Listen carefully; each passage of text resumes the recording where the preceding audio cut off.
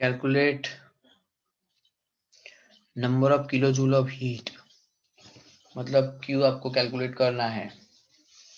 To raise the temperature of 60 gram aluminium from 35 degree Celsius to 55 degree Celsius.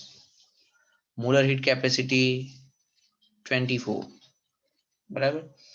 अब आप थोड़ा heat capacity का definition और सब याद हो तो बोलो, क्या था हीट कैपेसिटी का definition? Temperature heat required to raise the temperature of any substance by 1 degree Celsius is called heat capacity. फिर specific heat capacity का definition क्या था?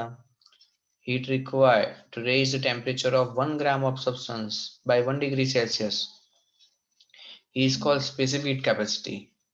And molar heat capacity का definition क्या था? Heat required to raise the temperature of 1 mole of substance by 1 degree Celsius is called molar heat capacity. Okay, तो उसके according formula याद हो तो मोलर हीट कैपेसिटी का, मोलर मैं इसको थोड़ा m लिख देता हूं तो समझ में आया कि ये मोलर हीट कैपेसिटी कर रहे हैं हम। मोलर हीट कैपेसिटी बोलो क्या था, ऊपर हीट लिखा था, याद है? ऊपर यहाँ हीट लिखा था, फिर नीचे number of moles of substance into delta T, temperature difference, याद आया? ठीक है, तो यहाँ पे डेल्टा टी। बस अब ये वैल्यू यहाँ पे डालोगे तो ऑटोमेटिक आंसर आ जाएगा। चलो पहले तो यहाँ सारे डेटा लिख देते हैं कि Q का वैल्यू कितना गिवन है आपके पास, बोलो। तो Q तो कैलकुलेट करना है, बराबर। चलो molar heat capacity Cm, molar heat capacity कितना गिवन है,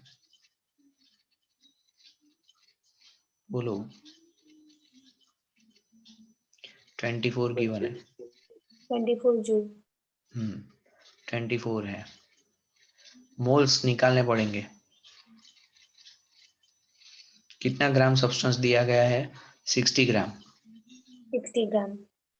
60 और कंपाउंड आपका एल्यूमिनियम है, तो एल्यूमिनियम का एटॉमिक मास 27 होता है, तो उसको डिवाइड करके मोल निकाल लो,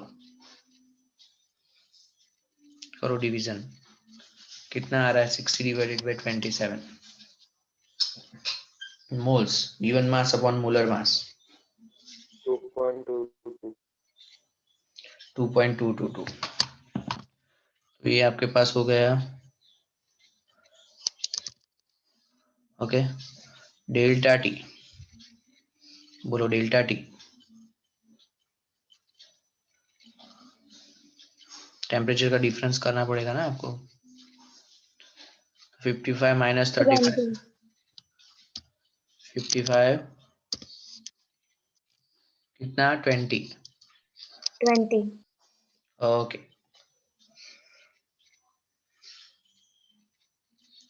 चलो डाल दो इसमें वैल्यू,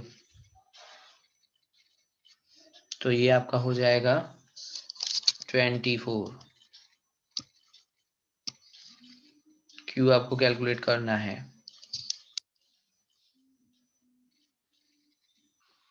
ये मोल्स 2.22, टेम्परेचर डिफरेंस 20, तो Q कैलकुलेट करो।